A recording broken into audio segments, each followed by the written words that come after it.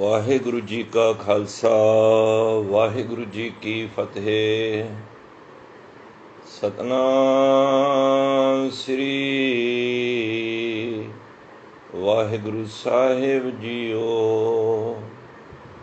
ਇੱਕ ਓੰਕਾਰ ਸਤਨਾਮ ਕਰਤਾ ਪੁਰਖ ਨਿਰਭਉ ਨਿਰਵੈਰ ਅਕਾਲ ਮੂਰਤ ਅਜੂਨੀ ਸੈਭੰ ਗੁਰ ਪ੍ਰਸਾਦ। ਕੋਟ ਪਰਾਧ ਹਮਾਰੇ ਖੰਡੋ ਅਨਕ ਵਿਧि ਸਮਝਾਵੋ। ਹਮ ਗਿਆन ਅਲਪ ਮਤ ਥੋੜੀ तुम आपन बिरद रखावो। तुमरी शरण तुम्हारी आशा तुम ही सजन सुहेले। राखो राखण हार दयाला नानक करके गोले। जी राखो राखण हार दयाला नानक करके बोले। वाहिगुरु जी का खालसा वाहिगुरु जी की फतेह। धन धन श्री गुरु ग्रंथ साहिब महाराज जिन्हां दी अपार बख्शिश छत्र छाया हेठ आप धनता दे पात्र हो, जो रोजाना ਅੰਮ੍ਰਿਤ ਵੇਲੇ ਜਾਗ ਕੇ ਗੁਰੂ ਦੀ ਅੰਮ੍ਰਿਤਮਈ ਬਾਣੀ ਦੇ ਨਾਲ ਜੁੜ ਕੇ ਆਪਣੇ ਜੀਵਨ ਦੇ ਮਨੋਰਥ ਨੂੰ ਪੂਰਾ ਕਰ ਰਹੇ ਹੋ। ਸੋ ਆਓ ਚੱਲ ਰਹੀ ਲੜੀਵਾਰ ਮੂਲ ਮੰਤਰ ਦੀ ਵਿਆਖਿਆ ਸਤਿਗੁਰੂ ਆਪ ਬਖਸ਼ਿਸ਼ ਕਰਨ। ਰਸਨਾ ਤੇ ਬੈਠ ਕੇ ਸਤਿਗੁਰੂ ਆਪਣੀ ਸੇਵਾ ਆਪਣੇ ਬੱਚੇ ਪਾਸੋਂ ਆਪ ਕਰਾਉਣ। ਸੋ ਜੋ ਮੂਲ ਮੰਤਰ ਦੀ ਕੜੀ ਸੀ ਉਸ ਨੂੰ ਜੋੜਨ ਦਾ ਯਤਨ ਕਰੀਏ। ਉਸ ਤੋਂ ਪਹਿਲਾਂ ਟੂਕ ਮਾਤਰ ਥੋੜ੍ਹਾ ਜਿਹਾ ਪਿੱਛੋਂ ਕੜੀ ਜੋੜਨ ਵਾਸਤੇ ਜੋ ਮੂਲ ਮੰਤਰ ਦੀ ਆਰੰਭਤਾ ਹੈ ਉਸ ਨੂੰ ਵਿਚਾਰ ਲਈਏ, ਫਿਰ ਆਪਣੇ ਕਨਸੈਪਟ 'ਤੇ ਆਈਏ। ਸਤਿਗੁਰੂ ਧੰਨ ਗੁਰੂ ਨਾਨਕ ਪਾਤਸ਼ਾਹ ਨੇ ਰਹਿਮਤ ਬਖਸ਼ਿਸ਼ ਕੀਤੀ ਹੈ, ਜੋ ਅਕਾਲ ਪੁਰਖ ਪਾਸੋਂ ਇਹ ਮੂਲ ਮੰਤਰ ਦੀ ਬਖਸ਼ਿਸ਼ ਲੈ ਕੇ ਪੂਰੇ ਸੰਸਾਰ ਵਿੱਚ ਜਾ ਕੇ ਇਸ ਦੀ ਵੰਡ ਕੀਤੀ ਔਰ ਇਸ ਨੂੰ ਪਰਮਾਤਮਾ ਦੇ ਗੁਣਾਂ ਨੂੰ ਉਸ ਧੁਰੋਂ ਜੋ ਆਈ ਇਸ ਬਖਸ਼ਿਸ਼ ਨੂੰ ਸੰਸਾਰ ਵਿੱਚ ਵੰਡਿਆ। ਤੋ ਪਰਮਾਤਮਾ ਇੱਕ ਓੰਕਾਰ ਹੈ, ਜੋ ਭਰਮ ਭੁਲੇਖੇ ਸਦੀਆਂ ਤੋਂ ਚੱਲਦੇ ਆ ਰਹੇ ਹਨ। ਕੋਈ ਦੋ ਪਰਮਾਤਮਾ, ਕੋਈ ਤਿੰਨ, ਕੋਈ ਚਾਰ, ਕੋਈ ਲੱਖਾਂ ਪਰਮਾਤਮਾ ਸਮਝਦਾ ਹੈ। ਗੁਰੂ ਨਾਨਕ ਪਾਤਸ਼ਾਹ ਨੇ ਸਮਝਾ ਦਿੱਤਾ ਕਿ ਇਸ ਸੰਸਾਰ ਕੀ ਪੂਰੇ ਬ੍ਰਹਿਮੰਡ ਵਿੱਚ ਇੱਕ ਹੀ ਪਰਮਾਤਮਾ ਹੈ, ਉਹੀ ਹੀ ਸਰਵ ਵਿਆਪਕ ਹੈ ਔਰ ਹਰ ਜਗ੍ਹਾ ਵਿੱਚ ਉਹੀ ਵਰਤ ਰਿਹਾ ਹੈ। ਸਤਨਾਮ, ਉਹਦਾ ਨਾਮ ਸਤ ਹੈ। ਸੱਤੇ ਤੋਂ ਭਾਵ ਰਹਿਣ ਵਾਲਾ, ਕਾਇਮ, ਸਦਾ ਹਮੇਸ਼ਾ, ਐਵਰੀ ਟਾਈਮ ਉਹ ਪਰਮਾਤਮਾ ਰਹਿਣ ਵਾਲਾ ਉਸ ਦਾ ਨਾਮ ਹੈ। ਕਰਤਾ ਪੁਰਖ ਉਹ ਕ੍ਰੀਏਟਰ ਹੈ, ਬਣਾਉਣ ਵਾਲਾ ਹੈ। ਸਾਰੀਆਂ ਸ੍ਰਿਸ਼ਟੀਆਂ ਨੂੰ ਬਣਾਉਣ ਵਾਲਾ, ਜਗਤ ਨੂੰ ਬਣਾਉਣ ਵਾਲਾ ਉਹ ਪਰਮਾਤਮਾ ਹੈ। ਔਰ ਬਣਾਉਣ ਤੋਂ ਬਾਅਦ ਕਿੱਥੇ ਬਾਹਰ ਜਾ ਕੇ ਨਹੀਂ ਬੈਠ ਗਿਆ, ਉਹ ਸਾਰਿਆਂ ਜੀਵਾਂ ਦੇ ਅੰਦਰ ਬੈਠਾ ਹੈ, ਕਿਉਂਕਿ ਉਹ ਪੁਰਖ ਹੈ। ਨਿਰਭਉ, ਨਿਰਭਉ ਤੋਂ ਭਾਵ ਉਹਨੂੰ ਕਿਸੇ ਦਾ ਭੈ ਨਹੀਂ ਹੈ, ਉਹ ਕਿਸੇ ਕੋਲੋਂ ਡਰਦਾ ਨਹੀਂ ਹੈ। ਨਿਰਵੈਰ, ਉਹਦਾ ਵੈਰ ਵੀ ਨਹੀਂ ਹੈ ਕਿਸੇ ਨਾਲ, ਕਿਉਂਕਿ ਉਹ ਵੈਰ ਤੋਂ ਰਹਿਤ ਹੈ। ਸਾਰੇ ਅਸੀਂ ਉਸ ਪਰਮਾਤਮਾ ਦੇ ਬੱਚੇ ਹਾਂ। ਕੋਈ ਵੀ ਮਾਤਾ ਪਿਤਾ ਆਪਣੇ ਬੱਚੇ ਨਾਲ ਵੈਰ ਨਹੀਂ ਕਰਦਾ। ਤਾਂ ਗੁਰੂ ਸਾਹਿਬ ਕਹਿੰਦੇ ਹਨ ਉਹ ਪਰਮਾਤਮਾ ਹੀ ਨਿਰਵੈਰ ਹੈ, ਉਹ ਕਿਸੇ ਜੀਵ ਨਾਲ ਵੈਰ ਨਹੀਂ ਕਰਦਾ।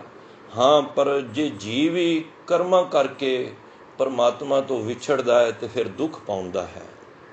ਪਰਮਾਤਮਾ ਦਾ ਇਸ ਵਿੱਚ ਕੋਈ ਕਸੂਰ ਨਹੀਂ ਹੈ। ਜੇ ਬੱਚਾ ਆਪ ਹੀ ਗਲਤੀ ਕਰੇ ਤੇ ਉਸ ਨੂੰ ਭੋਗਣੀ ਉਸ ਨੂੰ ਹੀ ਪੈਂਦੀ ਹੈ।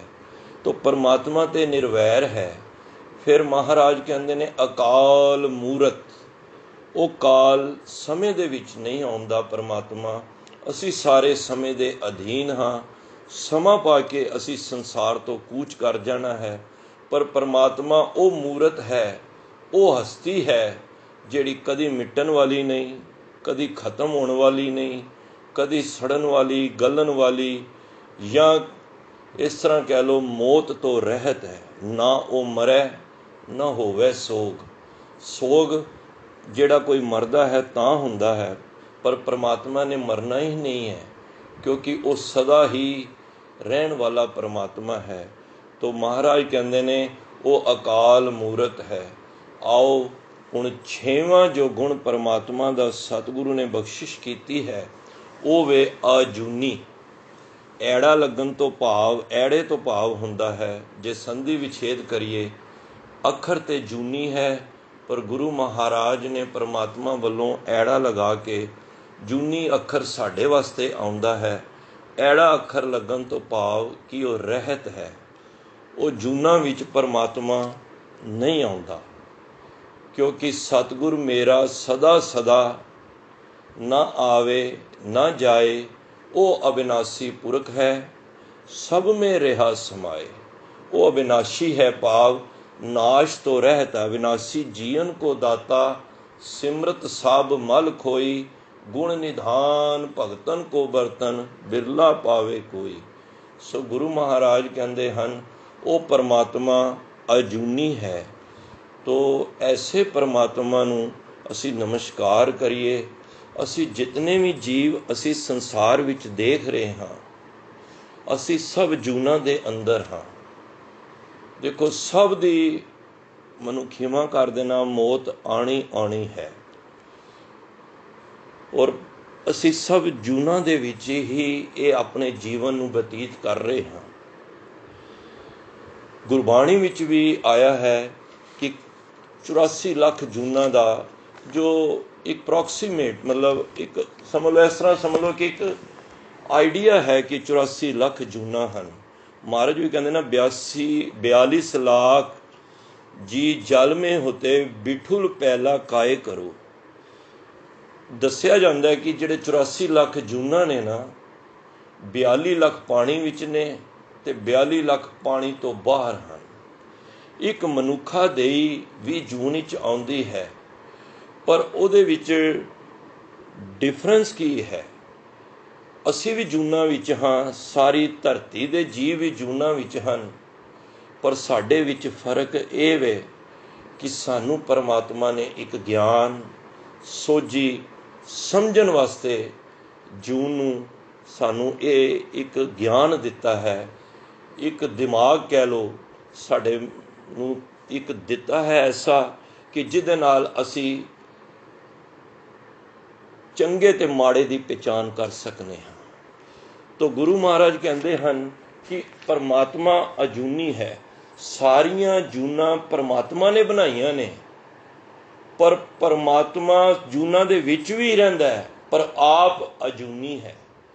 ਆਪ ਜੂਨਾਂ ਵਿੱਚ ਨਹੀਂ ਆਉਂਦਾ, ਪਰ ਹੈ ਸਾਰੀਆਂ ਜੂਨਾਂ ਪਰਮਾਤਮਾ ਨੇ ਬਣਾਈਆਂ ਹੋਈਆਂ ਨੇ। ਕੋਈ ਜੂਨ ਐਸੀ ਨਹੀਂ ਹੈ। ਦੇਖੋ, ਬੜੀਆਂ ਹੀ ਜੂਨਾਂ ਨੇ।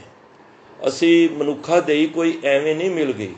ਮੈਂ ਅਕਸਰ ਜ਼ਿਕਰ ਕਰਨਾ ਵਾ, ਕਿਸੇ ਨੇ ਪੁੱਛ ਲਿਆ ਕਿ ਇਹ 84 ਲੱਖ ਜੂਨਾਂ ਦੀ ਉਮਰ ਆਰਜਾ ਆਰਬਲਾ ਕਿੰਨੀ ਹੈ, ਤੇ ਵਿਦਵਾਨ ਲੋਕ ਅੰਦਾਜ਼ਾ ਦੱਸਦੇ ਹਨ ਕਿ 7 ਲੱਖ ਅਰਬ ਸਾਲ।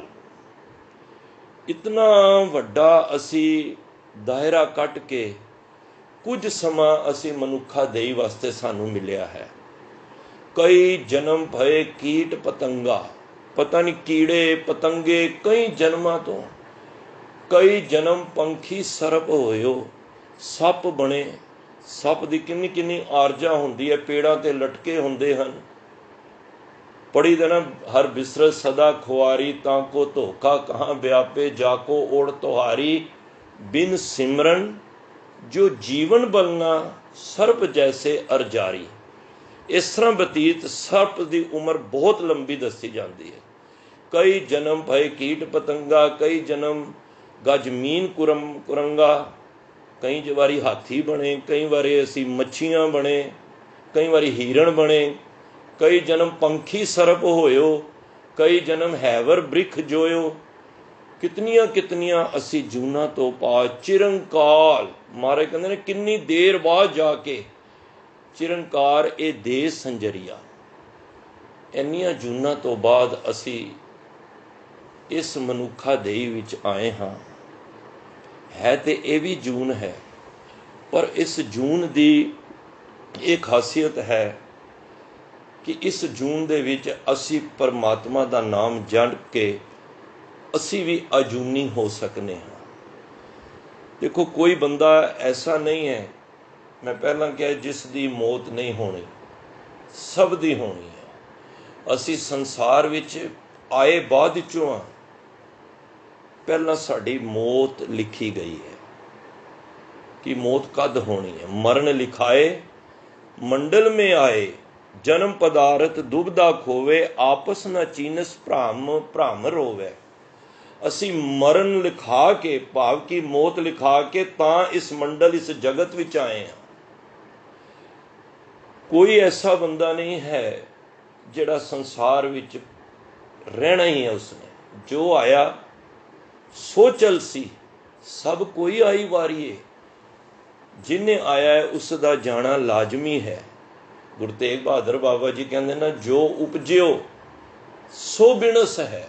जो तो भाव जेड़ा भी संसार विच उपजया है, भावें वो वनस्पति है, भावें वो जीव जंतु ने, जो तो भाव जेड़ा भी संसार विच जिहदी उपज हुई है ना, पहला दसिया सी कि चार खाणियां ने, अंड जेर सेतज ते उत्पज। इहदे नाल इन्हां दी उत्पत्ति हुंदी है। ते महाराज कहंदे ने, जो उपजियो सो बिनस है, परो आज के काल। साडी मौत निश्चित है।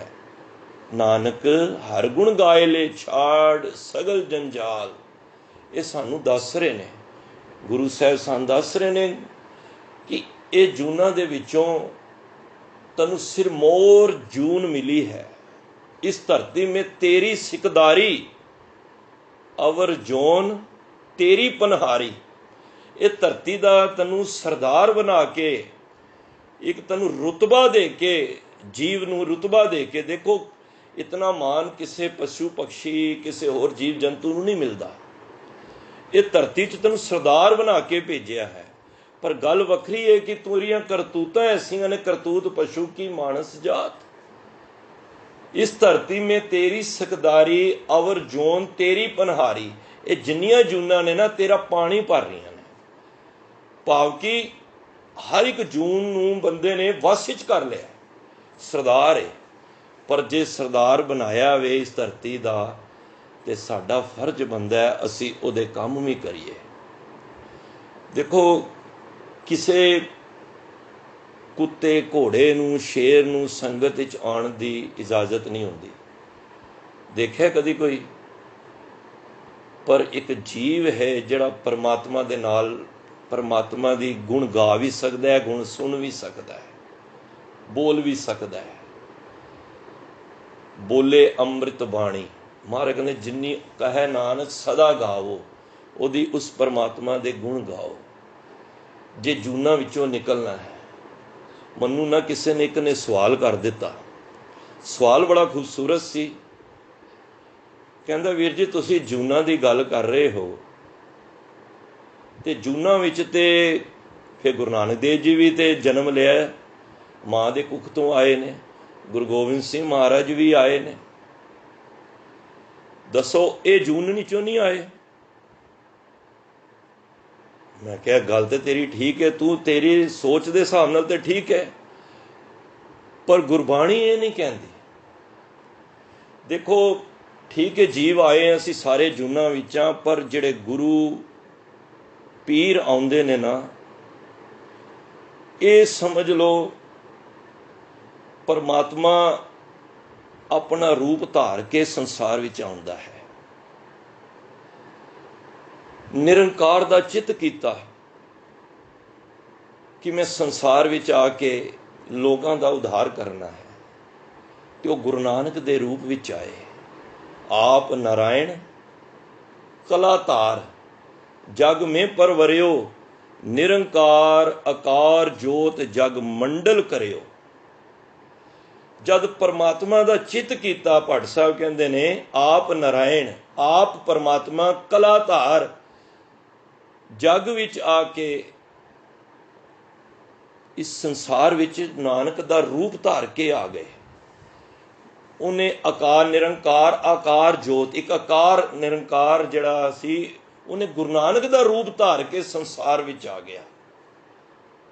इस करके कदी ना कहा करो कि गुरु साहब भी दुनिया विच आए ने, नहीं, वो तो संसार का भला करन आए ने, वो तो संसार नूं तारन आए ने। जन परोपकारी आए, जी दान ते भगती लाइन, हरसों लैन मिलाए। वो तो तारन आए ने। धन धन धन जने आया, जिस प्रसाद सब जगत तराया। जन आवन का यह सुआओ, जन के संग चित आवे नाओ। मारे कहते ने आप मुकत मुकत करे संसार, नानक तिस जन को सदा नमस्कार। वो परमात्मा आप मुकत है, गुरु नानक पातशाह आप मुकत ने, और साडे वर्गे कलयुगी जीवां दा मुक्ति वास्ते इस संसार विच आकार रूप धार के संसार विच आए ने, ना कि वो जूनिया दे रूप विच आए ने। देखो गल नूं समझण वाली गल है। जे नहीं समझ होएगी तो असीं भी कह दिंदे कि असीं भी आए हैं तो गुरु नानक भी आया। नहीं, साडा आया ते गुरु नानक दा आया बहुत फर्क है। सतगुरु नानक प्रगटिया, भाई गुरदास जी, नानक दा जन्म नहीं होया, नानक ते प्रगट होए ने। सतगुरु नानक प्रगटिया, मिट्टी धुंध जग चानन होया। जो अज्ञानता दी धुंध सी, ਉਹਦੇ ਵਿੱਚ ਗਿਆਨ ਦਾ ਪ੍ਰਕਾਸ਼ ਕਰ ਦਿੱਤਾ। ਜਿਉਂ ਕਰ ਸੂਰਜ ਨਿਕਲਿਆ, ਤਾਰੇ ਛਪੇ, ਅੰਧੇਰ ਪਲੋਆ। ਜਦੋਂ ਸੂਰਜ ਦੀ ਟਿੱਕੀ ਨਿਕਲਦੀ ਹੈ ਨਾ, ਤੇ ਅੰਧੇਰੇ ਨੂੰ ਕਹਿਣਾ ਨਹੀਂ ਪੈਂਦਾ ਚਲਾ ਜਾ, ਉਹ ਆਪੇ ਹੀ ਚਲਾ ਜਾਂਦਾ ਹੈ। ਜਦੋਂ ਗੁਰੂ ਦਾ ਗਿਆਨ ਹਿਰਦੇ ਵਿੱਚ ਵਸਾਵਾਂਗੇ, ਅਗਿਆਨਤਾ ਰੂਪੀ ਅੰਧੇਰਾ ਆਪੇ ਨਿਕਲ ਜਾਏਗਾ। तो महाराज कहते ने वो परमात्मा अजूनी है, जूना तो रहत है, वो जूना विच नहीं आउंदा। देखो कल परसों मैं विचार सोच रहा सी, ते मैं एक राइटर की किताब पढ़ी। उस राइटर का नाम सी, अमेरिकन राइटर सी, उन्हें अपनी जीवन दियां कुछ गल्लां साझ कीतियां ते मेरे सबजैक्ट दे नाल मिलदियां सन। देखो हर बंदा चाहता है कि मेरी मौत होई है ते मौत तो बाद मैं कित्थे जांदा है बंदा। हुण साडे वड्डे वडेरे कितने चले गए, देखत नैन चलियो जग जाई। साडे इस अखां नाल देखदे देखदे कितने बुजुर्ग बच्चे चले गए। या हुण करोना काल आया, किन्ने चले गए। पर सानू नहीं पता लग्या, ना किसी ने आके दसिया कि असी इस जून नीचा या इत्थे आ या परमात्मा कोलों या जन्म लिया। पर हर एक बंदे की इच्छा होंदी है कि मैं मौत तो बाद, ध्यान नाल सरवण करना साध संगत, कि मैं कित्थे गया हूं, कित्थे जावांगा, मर के मैं कित्थे जावांगा। हर एक बंदे का एक सवाल होंदा है। ते एक सर आर्थर कोनल डॉनेल, अमेरिकन एक डॉक्टर सी, उन्हें बैंक च अपने ना $20 लाख जमा करा दिता। उन्हें कहा जद मैं मर जावां, ध्यान नाल सुनना, जद मैं मर जावां ते बड़े बड़े तांत्रिक जोशी बुला के सारियां कोलों 2 साल स्टडी करवाना कि मेरी आत्मा कित्थे गई है। और उन्होंने 2 साल ला के उस दे उत्ते आत्मा ते स्टडी की। मैं तां सुना रहा क्योंकि गुरबाणी के कंसैप्ट नाले, हालांकि सर आथर का गुरमत दे नाल कोई लेना देना नहीं है, पर उसकी विचारधारा गुरमत अनुसार मिलती है। मैं तां सांझ कर रहा। फिर 3 राइटरां ने ਵੱਖਰੀਆਂ ਵੱਖਰੀਆਂ ਕਿਤਾਬਾਂ ਲਿਖੀਆਂ, ਉਹਦੀ ਆਤਮਾ ਦਾ ਹਾਲ ਸੁਣਾਇਆ, ਜੋ ਉਹਦੀ ਆਤਮਾ ਨੇ ਦੱਸਿਆ। ਜਦੋਂ ਸਰ ਆਥਰ ਸੰਸਾਰ ਵਿੱਚੋਂ ਚਲਾ ਗਿਆ ਨਾ, ਤੇ ਉਹਦੀ ਆਤਮਾ ਨਾਲ ਕੀ ਕੀ ਵਰਤਾਰਾ ਹੋਇਆ ਅੱਗੇ ਚੱਲ ਕੇ, ਇਹ ਅਸੀਂ ਆਪਣੇ ਮਨ ਨੂੰ ਵੀ ਨਾਲ ਦੇਖਣਾ ਹੈ। ਉਹਨਾਂ ਨੇ ਇੱਕ ਬੁੱਕ ਲਿਖੀ, ਓਵਰ ਲਾਈਫ ਬਿਯੋਂਡ ਡੈਥ, ਇੱਕ ਰਾਈਟਰ ਨੇ। ਦੂਜੇ ਨੇ ਲਿਖੀ ਦਾ ਲਾਈਫ ਬਿਯੋਂਡ ਡੈਥ। ਤੀਜੇ ਨੇ ਲਿਖੀ ਲਾਈਫ ਬਿਯੋਂਡ ਡੈਥ, ਜਿਹੜੀ ਪੰਜਾਬ ਯੂਨੀਵਰਸਿਟੀ ਦੇ ਵਿੱਚ, ਪੰਜਾਬੀ ਯੂਨੀਵਰਸਿਟੀ ਵਿੱਚ ਅੱਜ ਉਹਨਾਂ ਦਾ ਅਨੁਵਾਦ ਹੋਇਆ। ਤਿੰਨੋਂ ਪੁਸਤਕਾਂ ਤੁਹਾਨੂੰ ਉੱਥੇ ਮਿਲ ਜਾਣਗੀਆਂ, ਜਿਸ ਵਿੱਚ ਉਹਨਾਂ ਵਿਦਵਾਨਾਂ ਨੇ ਡਾਕਟਰ ਆਥਰ ਦੀ ਜਿਹੜੀ ਆਤਮਾ ਨਾਲ ਜੋ ਗੱਲਬਾਤ ਹੋਈ ਹੈ, ਜੋ ਆਤਮਾ ਨੇ ਦੱਸਿਆ, ਉਸ ਦੇ ਵਿੱਚ ਜ਼ਿਕਰ ਕੀਤਾ ਹੋਇਆ ਹੈ। ਉਸ ਆਥਰ ਦੀ ਆਤਮਾ ਨੇ ਦੱਸਿਆ, ਉਹ ਕਹਿਣ ਲੱਗਾ ਕਿ ਇੱਕ ਬੜੀ ਵੱਡੀ ਕਚਹਿਰੀ ਲੱਗੀ ਹੁੰਦੀ ਹੈ ਜਦੋਂ ਬੰਦਾ ਜਾਂਦਾ ਨਾ ਇੱਥੋਂ ਦੀ, ਜਦੋਂ ਅਸੀਂ ਸਰੀਰ ਛੱਡਣਾ, ਧਿਆਨ ਦੇਣਾ, ਗੱਲ ਚੱਲ ਰਹੀ ਹੈ ਅਜੂਨੀ, ਤੇ ਧਰਮਰਾਜ ਦੀ ਕਚਹਿਰੀ ਬਹੁਤ ਵੱਡੀ ਲੱਗੀ ਹੈ। ਉਹਦੇ ਵਿੱਚ ਬੜੇ ਹੀ ਜਮਦੂਤ ਬੈਠੇ ਨੇ। ਇਹ ਆਥਰ ਕਹਿ ਰਿਹਾ, ਕਹਿੰਦਾ ਮੈਂ ਵੀ ਆਤਮਾ ਰੂਪੀ ਸੂਖਸ਼ਮ ਸਰੀਰ ਵਿੱਚ ਮੈਂ ਵੀ ਉੱਥੇ ਬੈਠਾ, ਮੈਂ ਸਾਰਾ ਦ੍ਰਿਸ਼ ਦੇਖ ਰਿਹਾ, ਸੀਨ ਦੇਖ ਰਿਹਾ। ਧਰਮਰਾਜ ਕੋਲ ਇੱਕ ਬਹੁਤ ਵੱਡਾ ਪਰਚਾ ਹੈ, ਉਹ ਪੜ੍ਹ ਕੇ ਸੁਣਾਉਂਦਾ ਹੈ ਕਿਹੜੇ ਕਿਹੜੇ ਜੀਵਾਂ ਨੂੰ ਅੱਜ ਤੁਸੀਂ ਉਹਨਾਂ ਦੀ ਆਤਮਾ ਨੂੰ ਲੈ ਕੇ ਆਉਣਾ ਹੈ ਸੰਸਾਰ ਵਿੱਚੋਂ। ਤੇ ਕਮਾਲ ਦੀ ਗੱਲ ਆਥਰ ਕਹਿੰਦਾ ਹੈ, ਜਦੋਂ ਧਰਮਰਾਜ ਦੀ ਕਚਹਿਰੀ ਦੇ ਵਿੱਚ, ਗੁਰਬਾਣੀ ਵੀ ਤਾਂ ਕਹਿੰਦੀ ਹੈ ਨਾ, ਨਾਨਕ ਜੀ ਉਪਾਏ ਕੇ ਲਿਖ ਨਾਵੇਂ ਧਰਮ ਬਹਾਲਿਆ। ਉਹਦੀ ਕਚਹਿਰੀ ਲੱਗਦੀ ਹੈ ਧਰਮਰਾਜ ਦੀ, ਤੇ ਕੋਈ ਵੀ ਜਮਦੂਤ ਅੱਗੇ ਹੋ ਕੇ ਨਹੀਂ ਆਉਂਦਾ ਕਿ ਇਹ ਮੈਨੂੰ ਦੋ, ਇਹ ਆਤਮਾ ਨੂੰ, ਜਿੰਦ ਨੂੰ ਮੈਂ ਲੈ ਕੇ ਆਉਣਾ। ਕਿਉਂਕਿ ਜਮਦੂਤ ਵੀ, ਆਥਰ ਦੱਸਦਾ, ਉਹ ਵੀ ਡਰਦੇ ਨੇ, ਕਿਉਂਕਿ ਉਹਨਾਂ ਵਾਸਤੇ ਬਹੁਤ ਔਖਾ ਕੰਮ ਹੈ। ਉਹ ਵੀ ਬੜੇ ਦੁਖੀ ਹੁੰਦੇ ਨੇ, ਕਿਉਂਕਿ ਕਿਸੇ ਸਰੀਰ ਕੋਲ ਜਾ ਕੇ ਉਹਨੂੰ ਕਹਿਣਾ ਬਈ ਤੇਰੀ ਮੈਂ ਜਿੰਦ ਕੱਢਣੀ ਹੈ, ਤੇ ਉਹਦੇ ਵਾਸਤੇ ਬੜਾ ਔਖਾ ਕੰਮ ਹੈ। ਜਦੋਂ ਧਰਮਰਾਜ ਸੁਣਾਉਂਦਾ ਕਿ ਇਹ ਬੰਦਿਆਂ ਨੂੰ ਲੈ ਕੇ ਆਉਣਾ, ਕੋਈ ਨਹੀਂ ਅੱਗੇ ਆਉਂਦਾ, ਤੇ ਫਿਰ ਧਰਮਰਾਜ ਆਪ ਜਮਦੂਤਾਂ ਨੂੰ ਉਹਨਾਂ ਦੀਆਂ ਡਿਊਟੀਆਂ ਦਿੰਦਾ, ਬਈ ਜਾ ਫਲਾਣੇ ਨੂੰ ਲਿਆ, ਜਾਂ ਤੂੰ ਇੱਧਰ ਲਿਆ, ਅੱਜ ਤੂੰ ਇੱਧਰ ਲਿਆ। ਜਦੋਂ ਧਰਮਰਾਜ ਇਸ ਮਾਤਰ ਲੋਕ ਵਿੱਚ ਆਉਂਦੇ ਨੇ ਵਾਹਿਗੁਰੂ ਜਮਦੂਤ, ਤੇ ਜਿਹੜੇ ਨਾਮ ਜਪਣ ਵਾਲੇ ਨਹੀਂ ਹੁੰਦੇ ਨਾ, ਉਹਨਾਂ ਦੀ ਤੇ ਜਮਦੂਤਾਂ ਦੀ ਬੜੀ ਆਪਸ ਵਿੱਚ ਲੜਾਈ ਹੁੰਦੀ ਹੈ। ਇਹ ਆਥਰ ਦੱਸ ਰਿਹਾ। ਗੁਰਬਾਣੀ ਵਿੱਚ ਆਇਆ, ਹੱਥ ਮਰੋੜੇ ਤਨ ਕੱਪੇ ਸਿਆ ਹੋਆ ਸੇਤ। ਦੇਖੋ, ਜਦੋਂ ਬੰਦਾ ਜਾਂਦਾ ਨਾ, ਜਿੰਦ ਤੇ ਜਮਦੂਤਾਂ ਦੀ ਬੜੀ ਲੜਾਈ ਹੁੰਦੀ ਆਪਸ ਵਿੱਚ। ਜਮਦੂਤ ਕਹਿੰਦਾ ਚੱਲ ਮੇਰੇ ਨਾਲ, ਉਹ ਕਹਿੰਦਾ ਮੈਂ ਨਹੀਂ ਜਾਣਾ। ਜਿੰਦ ਕਹਿੰਦੀ ਹੈ ਮੈਂ ਨਹੀਂ ਜਾਣਾ। ਇਤਨੀ ਲੜਾਈ ਦੇ ਵਿੱਚ ਹਾਰ ਕੇ ਜਿੰਦ ਨੂੰ ਜਾਣਾ ਪੈਂਦਾ। ਫਿਰ ਜਿਹੜਾ ਕੰਮਦਾ ਹੈ ਉਸ ਟਾਈਮ ਸਰੀਰ ਵਿੱਚ ਹੱਡੀਆਂ ਨੂੰ ਕੜਕਾ ਕੇ ਜਿਹੜਾ ਰੰਗ ਵੀ ਹੁੰਦਾ ਨਾ, ਕਾਲੇ ਤੋਂ ਚਿੱਟਾ ਹੋ ਜਾਂਦਾ ਹੈ, ਸਿਆ ਹੋਆ ਸੇਤ, ਕਿਉਂਕਿ ਲੜਾਈ ਚਲਦੀ ਆਪਸ ਵਿੱਚ। ਤੇ ਧਰਮ ਜਿਹੜੇ ਜਮਦੂਤ ਨੇ ਉਹ ਉਹਨਾਂ ਨੂੰ ਲੈ ਜਾਂਦੇ ਨੇ, ਪਰ ਜਿਹੜੇ ਨਾਮ ਜਪਣ ਵਾਲੇ ਹੁੰਦੇ ਨੇ ਉਹਨਾਂ ਨੂੰ ਪਤਾ ਹੁੰਦਾ ਹੈ ਕਿ ਸਾਡਾ ਸਮਾਂ ਆ ਗਿਆ ਹੈ। ਮੈਂ ਇੱਕ ਮਹਾਂਪੁਰਖਾਂ ਕੋਲ ਕਥਾ ਸੁਣ ਰਿਹਾ ਸਨ, ਕਹਿੰਦੇ ਨੇ ਜਿੰਨੇ ਮਹਾਂਪੁਰਖ ਨਾਮ ਜਪਣ ਵਾਲੇ ਹੋਏ ਨੇ ਨਾ, ਉਹਨਾਂ ਨੂੰ 6 ਮਹੀਨੇ ਪਹਿਲਾਂ ਹੀ ਪਤਾ ਲੱਗ ਜਾਂਦਾ ਕਿ ਅਸੀਂ ਸੰਸਾਰ ਤੋਂ ਚਲੇ ਜਾਣਾ ਹੈ। ਕਿਉਂਕਿ ਇੱਕ ਸਾਡੇ ਅੰਦਰ ਕੁੰਡੀ ਜੀ ਹੁੰਦੀ ਹੈ, ਕੁੰਡਲੀ, ਉਹ ਖੁੱਲ ਜਾਂਦੀ ਹੈ, ਔਰ 6 ਮਹੀਨੇ ਪਹਿਲਾਂ ਖੁੱਲਦੀ ਹੈ। ਉਹ ਮਹਾਂਪੁਰਖ ਦੱਸ ਰਹੇ ਸਨ। ਤੇ ਜਿਹੜੇ ਨਾਮ ਜਪਣ ਵਾਲੇ ਹੁੰਦੇ ਨੇ ਉਹਨਾਂ ਨੂੰ ਪਤਾ ਲੱਗ ਜਾਂਦਾ ਕਿ ਸਾਡੇ ਕੋਲ ਸਮਾਂ ਇੰਨਾ ਰਹਿ ਗਿਆ ਹੈ। ਤੁਰ ਲਿਖਿਆ ਪਰਵਾਨਾ ਫਿਰੇ ਨਹੀਂ। ਉਹਨਾਂ ਨੂੰ ਪਤਾ ਹੁੰਦਾ ਜਿਹੜਾ ਧੁਰੋਂ ਹੁਕਮ ਪਰਮਾਤਮਾ ਵੱਲੋਂ ਪਰਵਾਨਾ ਲਿਖਿਆ ਹੋਇਆ ਹੈ ਨਾ, ਉਹ ਟਲ ਨਹੀਂ ਸਕਦਾ। ਤੇ ਉਹ ਖੁਸ਼ੀ ਖੁਸ਼ੀ ਜਾਂਦੇ ਨੇ, ਕਿ ਉਹਨਾਂ ਨੂੰ ਪਤਾ ਹੁੰਦਾ ਕਿ ਸਾਡਾ ਹੁਣ ਸਮਾਂ ਆ ਗਿਆ ਹੈ। ਉਹ 6 ਮਹੀਨੇ ਪਹਿਲਾਂ ਹੀ ਨਾਮ ਜਪਣ ਵਾਲਿਆਂ ਨੂੰ ਪਤਾ ਲੱਗ ਜਾਂਦਾ ਹੈ। ਅਸੀਂ ਛੋਟੇ ਹੁੰਦੇ ਜਿੱਥੇ ਰਹਿੰਦੇ ਸਾਂ ਨਾ, ਉੱਥੇ ਇੱਕ ਭੂਆ ਰਹਿੰਦੀ ਸੀ, ਉਹਨੂੰ ਭੂਆ ਭਗਤਨੀ ਕਹਿੰਦੇ ਸਨ।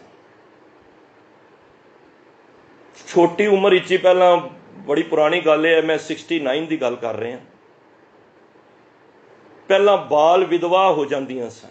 ਜਿਸ ਤਰ੍ਹਾਂ ਘਰ ਵਾਲਾ ਮਰ ਗਿਆ ਤੇ ਉਸ ਭੂਆ ਭਗਤੀ ਨੇ ਛੋਟੀ ਉਮਰ ਤੋਂ ਹੁੰਦਾ ਸੀ ਵਿਆਹ, ਉਹਦਾ ਘਰ ਵਾਲਾ ਮਰ ਗਿਆ, ਉਹਨਾਂ ਨੇ ਵਿਆਹ ਨਹੀਂ ਕੀਤਾ।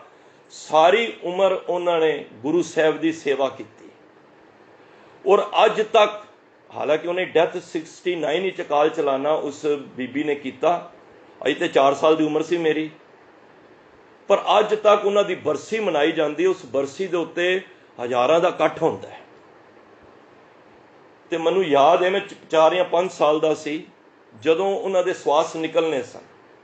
ਸਾਰੀ ਸੰਗਤ ਉਹਨਾਂ ਨੇ ਬੁਲਾ ਲਈ, ਸੁਖਮਨੀ ਸਾਹਿਬ ਜੀ ਦਾ ਪਾਠ ਸ਼ੁਰੂ ਕਰਵਾਇਆ। ਜਦ ਸਮਾਪਤੀ ਹੋਣ ਲੱਗੀ ਨਾ, ਉਹ ਭੂਆ ਭਗਤਨੀ ਜੀ ਪਤਾ ਕੀ ਕਹਿੰਦੇ ਨੇ, ਮੈਂ ਬਹੁਤ ਛੋਟਾ ਹੁੰਦਾ ਸਾਂ, ਤੇ ਉਹ ਕਹਿੰਦੇ ਸਨ ਕਿ ਸਾਹਮਣੇ ਗੇਟ ਤੋਂ ਹਟ ਜਾਓ, ਗੁਰੂ ਗੋਬਿੰਦ ਸਿੰਘ ਮਹਾਰਾਜ ਘੋੜੇ ਤੇ ਚੜ੍ਹ ਕੇ ਮੈਨੂੰ ਲੈਣ ਆਏ ਨੇ, ਔਰ ਤੁਸੀਂ ਸੰਗਤ ਰਸਤੇ 'ਚ ਬੈਠੀ ਹੈ। ਸਾਧ ਸੰਗਤ, ਇਹ ਕਹਿਣ ਦੀ ਦੇਰੀ ਸੀ ਤੇ ਉਹਨਾਂ ਦੇ ਸਵਾਸ ਨਿਕਲ ਗਏ। ਕਿਉਂ? ਕਿਉਂਕਿ ਉਹਨਾਂ ਨੂੰ ਗਿਆਨ ਹੋ ਗਿਆ ਸੀ ਕਿ ਮੇਰਾ ਸਮਾਂ ਆ ਗਿਆ ਹੈ। ਤੋ ਮਹਾਰਾਜ ਕਹਿੰਦੇ ਨੇ, ਧੁਰ ਲਿਖਿਆ ਪਰਵਾਨਾ ਫਿਰੇ ਨਾਹੀਂ। ਉਹਨਾਂ ਨੂੰ ਪਤਾ ਲੱਗ ਜਾਂਦਾ ਕਿ ਉਹਨਾਂ ਦਾ ਹੁਕਮ ਪਰਮਾਤਮਾ ਦਾ ਆ ਗਿਆ ਤੇ ਮੈਂ ਜਾਣਾ ਹੀ ਜਾਣਾ ਹੈ। ਪਰ ਜਿਹੜੇ ਨਾਮ ਨਹੀਂ ਜਪਦੇ, ਉਹ ਤੇ ਫਿਰ ਬੜੇ ਹੀ ਜਿੰਦ ਤੇ ਉਹਦੀ ਜਮਦੂਤਾਂ ਦੀ ਲੜਾਈ ਬੜੀ ਹੁੰਦੀ ਹੈ। ਉਹ ਕਹਿੰਦਾ ਚੱਲ, ਉਹ ਕਹਿੰਦਾ ਮੈਂ ਨਹੀਂ ਜਾਣਾ। ਤੇ ਮਹਾਰਾਜ ਵੀ ਨੇ ਤੇ ਲਿਖਿਆ ਨਾ ਬਾਣੀ ਵਿੱਚ, ਅਮਰ ਸਿਰਾਨੋ ਲੇਖਾ ਦੇਣਾ। ਬਈ ਤੇਰਾ ਹੁਣ ਅਮਲੀ ਜਿਹੜਾ ਸਮਾਂ ਹੈ ਨਾ, ਉਹ ਬੀਤ ਗਿਆ। ਹੁਣ ਅਮਲ ਕਰਨ ਵਾਲਾ, ਅਮਲਦਾਰੀ ਤੇਰੀ ਖਤਮ ਹੋ ਗਈ ਹੈ। ਚੱਲ ਹੁਣ ਲੇਖਾ ਤੈਨੂੰ ਦੇਣਾ ਪੈਣਾ ਹੈ। ਜਦੋਂ ਜਿੰਦ ਆਉਂਦੀ ਹੈ ਨਾ, ਜਦੋਂ ਜਮਦੂਤ ਆਉਂਦੇ ਨੇ, ਆਏ ਕਠਨ ਦੂਤ ਜਮ ਲੈਣਾ। ਦੂਤ ਨਾ ਲੈਣ ਵਾਸਤੇ ਜਦੋਂ ਆਉਂਦੇ ਨੇ, ਕਿਆ ਤੈ ਖਟਿਆ ਕਹਾਂ ਗਵਾਇਆ। ਬਈ ਤੂੰ ਇਸ ਸੰਸਾਰ ਵਿੱਚ ਰਹਿ ਕੇ ਕੀ ਖਟਿਆ ਤੇ ਕੀ ਗਵਾਇਆ। ਚਲੋ ਸਿਤਾਬ ਦੀਵਾਨ ਬੁਲਾਇਆ, ਚੱਲ ਬਈ ਛੇਤੀ ਚੱਲ, ਤੈਨੂੰ ਦੀਵਾਨ ਨੇ ਬੁਲਾਇਆ, ਤੈਨੂੰ ਉਸ ਧਰਮਰਾਜ ਦੀ ਕਚਹਿਰੀ ਦੇ ਵਿੱਚ ਤੈਨੂੰ ਪੇਸ਼ ਕੀਤਾ ਜਾਏਗਾ। ਤੇ ਉਹ ਪਤਾ ਕੀ ਕਹਿੰਦਾ, ਚੱਲ ਦਰਹਾਲ ਦੀਵਾਨ ਬੁਲਾਇਆ, ਹਰ ਫੁਰਮਾਨ ਦਰਗਾਹ ਕਾ ਆਇਆ, ਕਰੋ ਅਰਦਾਸ ਗਾਵ ਕਿਛ ਬਾਕੀ। ਹੁਣ ਮੋਹ ਦਾ ਵਧਿਆ ਮਨੁੱਖ ਪਤਾ ਕੀ ਕਹਿੰਦਾ, ਕਹਿੰਦਾ ਕੁਝ ਮੈਨੂੰ ਸਮਾਂ ਦੇ ਦੇ, ਮੇਰਾ ਕੁਝ ਨਾ ਪਿੰਡ ਦੇ ਵਿੱਚ ਲੈਣ ਦੇਣ ਦਾ ਹਿਸਾਬ ਹੈ। ਕਰੂੰ ਅਰਦਾਸ, ਉਹਦੇ ਅੱਗੇ ਅਰਦਾਸ ਕਰਦਾ, ਗਾਵ ਕਿਛ ਬਾਕੀ। ਗਾਂਵ ਦੇ ਅੰਦਰ ਨਾ, ਇਸ ਪਿੰਡ ਵਿੱਚ ਮੇਰਾ ਕੁਛ ਨਾ ਹਿਸਾਬ ਕਿਤਾਬ ਰਹਿ ਗਿਆ, ਤੇ ਮੈਨੂੰ ਇਹ ਕਰ ਲੈਂਦੇ। ਉਹ ਮਨਾ ਕਰ ਦਿੰਦਾ। ਜਮਦੂਤ ਕਹਿੰਦਾ, ਭਾਈ ਮੈਂ ਨਹੀਂ, ਮੇਰੀ ਤਰਫੋਂ ਤੇ ਧਰਮਰਾਜ ਦਾ ਸਮਾਂ ਆ ਚੁੱਕਾ। ਤੇ ਮਨੁੱਖ ਪਤਾ ਕੋ ਕੀ ਕਹਿੰਦਾ, ਕਹਿੰਦਾ ਲਿਓ ਨਿਬੇਰ ਆਜ ਕੀ ਰਾਤੀ। ਕਹਿੰਦੇ ਇਸ ਤਰ੍ਹਾਂ ਕਰ, ਕੁਝ ਮੇਰੇ ਕੋਲ ਲੈ ਦੇ, ਲੈ ਰਿਸ਼ਵਤ, ਜੋ ਸਾਡੀ ਫਿਤਰਤ ਹੈ, ਬਈ ਕੁਝ ਰਿਸ਼ਵਤ ਲੈ ਲੈ ਮੇਰੇ ਕੋਲੋਂ, ਕੁਝ ਪੈਸੇ ਲੈ ਲੈ, ਤੇ ਕੁਝ ਘੜੀ ਟਾਲ ਦੇ। ਮੈਂ ਤੈਨੂੰ ਵਾਅਦਾ ਕਰਨਾ ਵਾ, ਮੈਨੂੰ ਇੱਕ ਰਾਤ ਦੇ ਦੇ ਬਸ, ਕਿ ਇਹ ਰਿਸ਼ਵਤ ਲੈ ਲੈ, ਮੇਰੇ ਕੋਲ ਰਾਤ ਮੈਨੂੰ ਦੇ ਦੇ। ਤੇ ਕਹਿੰਦੇ ਨੇ, ਕਿਛ ਵੀ ਖਰਚ ਤੁਮਾਰਾ ਸਾਰੂ। ਮੈਂ ਤੇਰਾ ਵੀ ਕੁਝ ਖਰਚ, ਮੈਂ ਥੋੜੀ ਬਹੁਤੀ ਮਾਇਆ ਤੈਨੂੰ ਵੀ ਮੈਂ ਦੇ ਦਾਂਗਾ। ਸੁਬੇ ਨਿਵਾਜ ਸਰਾਏ ਗੁਜ਼ਾਰੋ। ਅਸੀਂ ਫਿਰ ਸਵੇਰੇ ਸਵੇਰੇ ਨਾ, ਸਾਰਾ ਮੇਰਾ ਕੰਮ ਮੁੱਕ ਜਾਏਗਾ ਨਾ, ਤੇ ਸਵੇਰੇ ਫਿਰ ਅਸੀਂ ਇਕੱਠੇ ਚੱਲਾਂਗੇ, ਫਿਰ ਰਸਤੇ ਵਿੱਚ ਹੀ ਨਮਾਜ਼ ਪੜ੍ਹ ਲਾਂਗੇ। ਪਰ ਜਮਦੂਤ ਕਹਿੰਦਾ, ਭਾਈ ਨਹੀਂ, ਹੁਣ ਤੈਨੂੰ ਇੱਕ ਸਵਾਸ ਨਹੀਂ ਮਿਲਣਾ। ਤੇ ਫਿਰ ਕੀ ਕਰਦੇ ਨੇ ਉਹ ਜਮਦੂਤ, ਉਸ ਦੀ ਜਿੰਦ ਨੂੰ ਕੱਢ ਲੈਂਦੇ ਨੇ। ਉਹ ਹੱਥ ਮਰੋੜੇ, ਤਨ ਕੱਪੇ, ਸਿਆਹ ਹੋਆ ਸੇਤ। ਫਿਰ ਉਹ ਰੰਗ ਵੀ ਉਹਦਾ ਚਿੱਟਾ ਹੋ ਜਾਂਦਾ ਹੈ। ਫਿਰ ਲੈ ਜਾਂਦੇ ਨੇ ਉਹਨੂੰ। ਇੰਨਾ ਪੈਂਡਾ, ਬੜਾ ਵੱਡਾ ਪੈਂਡਾ ਹੈ, ਜੇ ਮਾਰਗ ਕੇ ਗਣੇ ਜਾਏ ਨਾ ਕੋਸਾ। ਗੁਰੂ ਅਰਜਨ ਦੇਵ ਮਹਾਰਾਜ ਸੁਖਮਨੀ ਸਾਹਿਬ ਵਿੱਚ ਕਹਿੰਦੇ ਨੇ, ਇੰਨਾ ਪੈਂਡਾ ਲੰਬਾ ਹੈ, ਉਹ ਕੋਸ ਗਿਣੇ ਨਹੀਂ ਜਾ ਸਕਦੇ। ਦੇਖੋ, ਇਹ ਚੀਜ਼ ਉਹਨਾਂ ਵਾਸਤੇ ਚੱਲ ਰਹੀ ਹੈ ਜਿਹੜੇ ਨਾਮ ਨਹੀਂ ਜਪਦੇ। ਤੇ ਜਿਉਂ ਲੈ ਕੇ ਜਾਂਦੇ ਨੇ, ਥੱਕ ਜਾਂਦਾ ਬੰਦਾ, ਕਿਉਂਕਿ ਇੰਨਾ ਪੈਂਡਾ ਚਲਾਉਂਦੇ ਨੇ। ਤੇ ਹਾਰ ਕੇ ਕਹਿੰਦਾ, ਮੈਨੂੰ 2 ਘੁੱਟ ਨਾ ਪਾਣੀ ਦੇ ਦਿਓ, ਪਿਆਸ ਲੱਗੀ ਹੈ। ਤੇ ਅੱਗੋਂ ਜਮਦੂਤ ਕਹਿੰਦਾ, ਕੋਈ ਚੰਗਾ ਕੰਮ ਵੀ ਕੀਤਾ ਹੀ ਸੰਸਾਰ ਦੇ ਵਿੱਚ? हाँ मैं ਇੱਕ ਦਾ ਭਲਾ ਕੀਤਾ ਸੀ, ਉਹ ਦੇ ਦੇ ਤੇ ਪਾਣੀ ਲੈ ਲੈ। ਉਹ ਫਿਰ ਆਪਣਾ ਜਿਹੜਾ ਚੰਗਾ ਕਰਮ ਸੀ, ਕਿਸੇ ਦਾ ਭਲਾਈ ਦਾ ਕੰਮ ਕੀਤਾ ਸੀ, ਉਹ ਦਿੱਤਾ ਤੇ ਉਹਦੇ ਵੱਲੇ 2 ਘੁੱਟ ਪਾਣੀ। ਮਾਰੇ ਕਹਿੰਦੇ ਨੇ ਪੁੰਨ ਦਾਨ ਜੋ ਬੀਜਦੇ ਸਭ ਧਰਮ ਰਾਏ ਕੇ ਜਾਈ। ਜਿੰਨੇ ਵੀ ਅਸੀਂ ਚੰਗੇ ਕੰਮ ਕਰਨੇ ਆ ਨਾ, ਰਸਤੇ 'ਚ ਧਰਮ ਰਾਜ ਖੋਹ ਲੈਂਦਾ ਜੇ। ਕਿਉਂਕਿ ਅਵਰ ਕਰਤੂਤ ਸਗਲੀ ਜਮਡਾਨੇ, ਗੋਬਿੰਦ ਭਜਨ ਬਿਨ ਤਿਲ ਨਹੀਂ ਮਾਣੇ। ਜੇ ਸਾਡੇ ਕੋਲ ਭਜਨ ਬੰਦਗੀ ਨਹੀਂ ਹੈ ਨਾ, ਤੇ ਤਿਲ ਜਿੰਨੀ ਵੀ ਸਾਡੀ ਸੁਣਵਾਈ ਨਹੀਂ ਜੇ। ਚੰਗੇ ਕੰਮ ਕਰਨਾ ਅੱਛੀ ਗੱਲ ਹੈ, ਪਰ ਉਹ ਤੇ ਧਰਮ ਰਾਜ ਨੇ ਰਸਤੇ 'ਚ ਹੀ ਖੋਹ ਲੈਣੇ। ਤੇ ਜਦ 2 ਘੁੱਟ ਪਾਣੀ ਦਿੱਤਾ, ਉਹਦੇ ਬਦਲੇ ਆਪਣੇ ਚੰਗੇ ਕਰਮ ਦਿੱਤੇ। ਤੇ ਕਰ ਦੇਣ ਤੋਂ ਬਾਅਦ ਜਮਦੂਤ ਵੀ ਬੜੇ ਚਲਾਕ ਹੁੰਦੇ ਨੇ, ਕਹਿੰਦੇ ਪਰਿਵਾਰ ਨਾਲ ਮਿਲਣਾ ਹੀ। ਹੁਣ ਮੋਹ ਦਾ ਬੰਨਿਆ ਹੋਇਆ ਬੰਦਾ ਉਸ ਨੂੰ ਕੀ ਕਹਿੰਦਾ, ਹਾਂ ਮਿਲਾ ਦੇ, ਮੈਂ ਪਰਿਵਾਰ ਨੂੰ ਮਿਲਣਾ ਚਾਹੁੰਦਾ ਵਾਂ। ਉਹ ਹੁਣ ਅੱਧਾ ਪੈਂਡਾ ਦੇ ਤੈਅ ਕੀਤਾ ਹੁੰਦਾ। ਹੁਣ ਜਮਦੂਤ ਉਹਨੂੰ ਲੈ ਕੇ ਘਰ ਵਾਪਸ ਆਉਂਦੇ ਨੇ, ਬੜਾ ਖੁਸ਼ ਕਿ ਮੈਂ ਹੁਣ ਪਰਿਵਾਰ ਨਾਲ ਮਿਲਾਂਗਾ। ਉਹ ਜਿਉਂ ਹੀ ਉੱਥੇ ਪਹੁੰਚਦੇ ਨੇ, ਹੋਰ ਥੱਕ ਜਾਂਦਾ ਹੈ। ਥੱਕਦਾ ਉੱਥੇ ਪਹੁੰਚਦਾ ਤੇ ਪਰਿਵਾਰ ਨੂੰ ਵੇਖਦਾ ਤੇ ਹੁਣ ਕੁਝ ਕਰ ਸਕਦਾ ਨਹੀਂ। ਉਹ ਅੱਗੋਂ ਜਮਦੂਤ ਕਹਿੰਦਾ, ਚੱਲ ਭਾਈ ਹੁਣ ਤੇ ਪੈਂਡਾ ਤੇ ਓਨਾ ਹੀ ਆ, ਹੁਣ ਤੇਜ਼ ਹੀ ਚੱਲਣਾ ਪਏਗਾ। ਜੇ ਮੋਹ ਦਾ ਬੰਦੇ ਨੂੰ ਪਤਾ ਹੈ ਕਿ ਜਿਹੜਾ ਪਰਿਵਾਰ ਮੈਂ ਛੱਡ ਬੈਠਾ ਵਾਂ, ਹੁਣ ਵਾਪਸ ਹੱਥ 'ਚ ਨਹੀਂ ਆਣਾ। ਪੂਰਬ ਕਰਮ ਕੇ ਮਿਲੇ ਸੰਜੋਗੀ, ਅੰਤੇ ਕੋ ਨਾ ਸਹਾਈ। ਹੁਣ ਉਹ ਪੈਂਡਾ ਇੰਨੀ ਤੇਜ਼ ਕਰਨਾ ਪੈਂਦਾ, ਕਿਉਂਕਿ ਸਮਾਂ ਉਹਨਾਂ ਹੈ। ਕਈ ਵਿਦਵਾਨ ਦੱਸਦੇ ਨੇ ਕਿ 10ਵੀਂ ਜਿਹੜੀ ਕਰਨੀ ਉਹ 10 ਦਿਨ ਦਾ ਸਮਾਂ ਲੱਗਦਾ। ਹੁਣ ਇੰਨੀ ਤੇਜ਼ ਦੌੜਾਉਂਦਾ ਉਹਦੇ 'ਚ ਹਿੰਮਤ ਨਹੀਂ ਰਹਿੰਦੀ ਤੇ ਰਸਤੇ 'ਚ ਗਿਰ ਪੈਂਦਾ। ਉਹ ਸੂਖਸ਼ਮ ਸਰੀਰ ਗਿਰ ਪੈਂਦਾ। ਗੁਰਬਾਣੀ ਵਿੱਚ ਵੀ ਆਇਆ ਹੈ, ਕਬੀਰ ਸਾਹਿਬ ਨੇ ਵੀ ਲਿਖਿਆ। ਕਹਿੰਦੇ ਫਿਰ ਕੀ ਕਰਦੇ ਨੇ, ਤਰਸ ਨਹੀਂ ਆਉਂਦਾ ਜਮਦੂਤਾਂ ਨੂੰ, ਤਰਸ ਨਹੀਂ ਆਉਂਦਾ ਕਿਉਂਕਿ ਹੁਕਮ ਹੈ ਧਰਮ ਰਾਜ ਦਾ। ਫਿਰ ਉਹ ਕੀ ਕਰਦੇ ਨੇ, ਨਹੀਂ ਜਾਂਦਾ ਨਾ, ਜਦੋਂ ਜਿੰਦ ਥਾਕੀ ਟੁੱਟੀ ਗਿਰ ਜਾਂਦੀ ਹੈ, ਫਿਰ ਉਹਨਾਂ ਨੂੰ ਕੇਸਾਂ ਤੋਂ ਫੜ ਲੈਂਦੇ ਨੇ। ਜੋ ਜਮ ਆਏ ਕੇਸ ਗਏ ਪਟਕੇ, ਤਾ ਦਿਨ ਕਿਛ ਨਾ ਬਸਾਏਗਾ। ਫਿਰ ਉਹ ਕੁਛ ਨਹੀਂ ਕਰ ਸਕਦਾ, ਫਿਰ ਕੇਸਾਂ ਤੋਂ ਧਰੂ ਕੇ ਲੈ ਕੇ ਧਰਮ ਰਾਜ ਦੀ ਕਚਹਿਰੀ ਵਿੱਚ ਲੈ ਜਾਂਦੇ ਨੇ। ਧਰਮ ਰਾਏ ਜਬ ਲੇਖਾ ਮੰਗੇ, ਕਿਆ ਮੁਖ ਲੈ ਕੇ ਜਾਏਗਾ, ਕੀ ਮੁਖ ਲੈ ਕੇ ਜਾਏਗਾ। ਫਿਰ ਉਹ ਆਥਰ ਦੱਸਦਾ ਹੈ, ਉਹਦੀ ਆਤਮਾ ਉਸ ਕਿਤਾਬ ਵਿੱਚ ਉਸ ਰਾਈਟਰ ਨੇ ਲਿਖੀ ਹੈ। ਕਹਿੰਦੇ ਜਦ ਇਤਨੀ ਮਾਰ ਪੈ ਕੇ ਇਤਨੀ ਉਹਦੀ ਹਾਲਤ ਬੁਰੀ ਹੋ ਜਾਂਦੀ ਹੈ, ਫਿਰ ਧਰਮ ਰਾਜ ਦੀ ਕਚਹਿਰੀ ਲੱਗੀ ਹੁੰਦੀ ਹੈ। ਉਸ ਕਚਹਿਰੀ ਦੇ ਵਿੱਚ ਧਰਮ ਰਾਜ ਜਿਨ੍ਹਾਂ ਦੇ ਗੁਨਾਹ ਹੁੰਦੇ ਨੇ, ਉਸ ਹਿਸਾਬ ਦੇ ਨਾਲ ਉਹਨਾਂ ਨੂੰ ਸਜ਼ਾਵਾਂ ਦਿੰਦਾ ਹੈ। ਕਿਉਂਕਿ ਨਾਨਕ ਜੀ ਉਪਾਏ ਕੇ ਲਿਖਨਾਵੇਂ ਧਰਮ ਬਹਾਲਿਆ, ਉੱਥੇ ਸੱਚੇ ਹੀ ਸੱਚ ਨਿਬੜੇ, ਚੁਨ ਵਖ ਕੱਢੇ ਜਜ ਮਾਲਿਆ। ਥਾਉ ਨਾ ਪਾਇਨ ਕੂੜਿਆਰ, ਮੂੰਹ ਕਾਲੇ ਦੋ ਜਗ ਚਾਲਿਆ। ਤੇਰੇ ਨਾਏ ਰਤੇ ਸੇ ਜਿਣ ਗਏ, ਹਾਰ ਗਏ ਸੇ ਠੱਗਣ ਵਾਲਿਆ, ਲਿਖਨਾਵੇਂ ਧਰਮ ਬਹਾਲਿਆ। ਫਿਰ ਸਾਡੇ ਵਰਗਾ ਜੀਵ ਕੀ ਕਰਦਾ, ਝੂਠਾ ਤੇ ਹੁੰਦਾ ਹੀ ਏ। ਮਹਾਰਾਜ ਕਹਿੰਦੇ ਨੇ ਬੋਲੀਏ ਸੱਚ ਧਰਮ, ਝੂਠ ਨਾ ਬੋਲੀਏ। ਜਦੋਂ ਧਰਮ ਰਾਜ ਕਹਿੰਦਾ ਹੈ ਭਾਈ ਤੇਰੇ ਮਾੜੇ ਕੰਮ ਤੂੰ ਕੀਤੇ ਨੇ, ਇਸ ਜਗ੍ਹਾ ਤੇ ਇੰਨੇ ਵਜੇ ਕੀਤੇ ਨੇ, ਝੂਠ ਬੋਲਦਾ, ਕਹਿੰਦਾ ਮੈਂ ਤੇ ਕੀਤੇ ਨਹੀਂ। ਪਰ ਉਹਦੇ ਕੋਲ ਚਿੱਤਰ ਗੁਪਤ ਬੈਠੇ ਹੁੰਦੇ ਨੇ, ਉਹ ਖੜੇ ਹੋ ਕੇ ਸਾਰਾ ਕੁਛ ਇਹਨੂੰ ਦੱਸ ਦਿੰਦੇ। ਮਹਾਰਾਜ ਤੇ ਕਹਿੰਦੇ ਨੇ ਗਾਵੇਂ ਤੁਧਨੋਂ ਚਿੱਤ ਗੁਪਤ ਲਿਖ ਜਾਣਾ, ਲਿਖ ਧਰਮ ਹਾਲੇ। ਚਿੱਤਰਗੁਪਤ ਸਾਰਾ ਉਹਨੂੰ ਪਿਕਚਰ ਦੱਸ ਦਿੰਦੇ ਨੇ, ਭਾਈ ਝੂਠ ਨਾ ਬੋਲ, ਤੂੰ ਇਸ ਸਮੇਂ ਇਸ ਜਗ੍ਹਾ ਤੇ ਇੰਨੇ ਵਜੇ ਤੇਰੇ ਮਨ ਦੇ ਖਿਆਲ ਇਹ ਵਜੇ ਸਨ, ਇਸ ਕਰਕੇ ਉਸ ਜੂਨਾਂ ਦੇ ਵਿੱਚ ਉਹਨੂੰ ਸਜ਼ਾ ਦਿੱਤੀ ਜਾਂਦੀ ਹੈ। ਪਰ ਸਾਧ ਸੰਗਤ ਜਿਹੜੇ ਨਾਮ ਜਪਣ ਵਾਲੇ ਹੁੰਦੇ ਨੇ ਨਾ, ਉਹਨਾਂ ਨੂੰ ਜੰਮ ਲੈਣ ਨਹੀਂ ਆਉਂਦੇ। ਮੈਨੂੰ ਖਿਮਾ ਕਰ ਦੇਣਾ, ਕਿਉਂ? ਕਿਉਂਕਿ ਉਹਨਾਂ ਨੂੰ ਸ਼ਹੀਦ ਸਿੰਘ ਲੈਣ ਆਉਂਦੇ ਨੇ। ਉਹਨਾਂ ਨੂੰ ਤੁਹਾਡੇ ਨਾਮ ਜਪਣ ਵਾਲੇ ਜਿਹੜੇ ਸਰੀਰ ਨੇ, ਗੁਰਮੁਖ ਪਿਆਰੇ ਨੇ, ਰੇ ਦਰਗਹਿ ਕਹੇ ਨਾ ਕਉ, ਆਓ ਬੈਠ ਆਦਰ ਸ਼ੁਭ ਦੇਉ। ਉਹਨਾਂ ਤੇ ਵਿਬਾਨ ਤੇ ਬਿਠਾ ਕੇ ਫੁੱਲਾਂ ਦੀ ਵਰਖਾ ਕਰਕੇ ਲੈ ਕੇ ਜਾਂਦੇ ਨੇ, ਤੇ ਸ਼ਹੀਦ ਸਿੰਘਾਂ ਦਾ ਪਹਿਰਾ ਨਾਲ ਹੁੰਦਾ ਹੈ। ਉਹ ਦੁਬਾਰਾ ਦੁਨੀਆ ਵਿੱਚ ਨਹੀਂ ਆਉਣਾ ਹੁੰਦਾ। ਤੇ ਧਰਮ ਰਾਜ ਦੀ ਕਚਹਿਰੀ ਵਿੱਚ ਜਿੰਨੇ ਤੇ ਚੰਗੇ ਕਰਮ ਕੀਤੇ ਨੇ, ਮਾੜਾ ਨਹੀਂ ਕੀਤਾ, ਜਾਂ ਨਾਮ ਨਹੀਂ ਜਪਿਆ, ਉਹਨਾਂ ਨੂੰ ਤੇ ਮਨੁੱਖਾ ਦਈ ਮਿਲ ਜਾਂਦੀ ਹੈ, ਕਿਉਂਕਿ ਉਹਨਾਂ ਨਾਮ ਨਹੀਂ ਜਪਿਆ ਤੇ ਪਰ ਮਾੜਾ ਕੰਮ ਵੀ ਨਹੀਂ ਕੀਤਾ।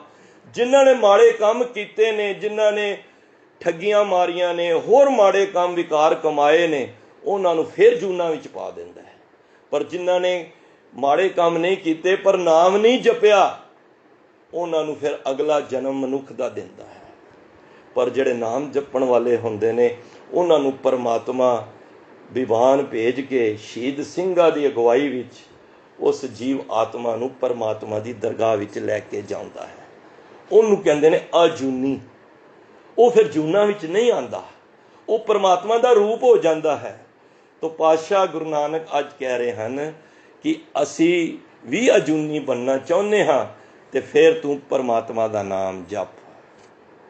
ਕਹਿਤ ਕਬੀਰ ਸੁਨੋ ਰੇ ਸੰਤੋ, ਸਾਧ ਸੰਗਤ ਤਰ ਜਾਏਗਾ। ਤੂੰ ਵੀ ਸੰਗਤ ਵਿੱਚ ਬੈਠ ਕੇ ਉਸ ਪ੍ਰਭੂ ਪਰਮਾਤਮਾ ਦਾ ਨਾਮ ਜਪ ਜਪ ਜਪ ਜਪ ਕੇ ਕੀ ਹੋਏਗਾ? ਫਿਰ ਤੂੰ ਪਰਮਾਤਮਾ ਦੇ ਨੇੜੇ ਹੋ ਜਾਏਗਾ। ਫਿਰ ਤੇਰਾ ਆਉਣ ਜਾਣ ਦਾ ਗੇੜਾ ਮੁੱਕ ਜਾਏਗਾ। ਜਨਮ ਮਰਨ ਤੋਂ ਤੈਨੂੰ ਰਾਹਤ ਮਿਲ ਜਾਏਗੀ। ਤੂੰ ਸਿੱਧਾ ਪਰਮੇਸ਼ਰ ਦੇ ਘਰ ਪਹੁੰਚ ਜਾਏਗਾ। ਫਿਰ ਤੂੰ ਪਰਮਾਤਮਾ ਦਾ ਰੂਪ ਬਣ ਜਾਏਗਾ। ਫਿਰ ਤੈਨੂੰ ਵੀ ਲੋਕੀ ਕਹਿਣਗੇ ਤੂੰ ਵੀ ਅਜੂਨੀ ਹੈ। ਤਾਂ ਗੁਰੂ ਮਹਾਰਾਜ ਬਖਸ਼ਿਸ਼ ਕਰਨ, ਸਾਡੇ 'ਤੇ ਕਿਰਪਾ ਕਰਨ, ਸਾਨੂੰ ਵੀ ਇਹ ਦਾਤ ਬਖਸ਼ਣ। ਭੁੱਲਾਂ ਚੁੱਕਾਂ ਦੀ ਖਿਮਾ। ਸਾਰਿਆਂ ਦਾ ਤਹਿ ਦਿਲ ਤੋਂ ਧੰਨਵਾਦ। ਵਾਹਿਗੁਰੂ ਜੀ ਕਾ ਖਾਲਸਾ, ਵਾਹਿਗੁਰੂ ਜੀ ਕੀ ਫਤਿਹ।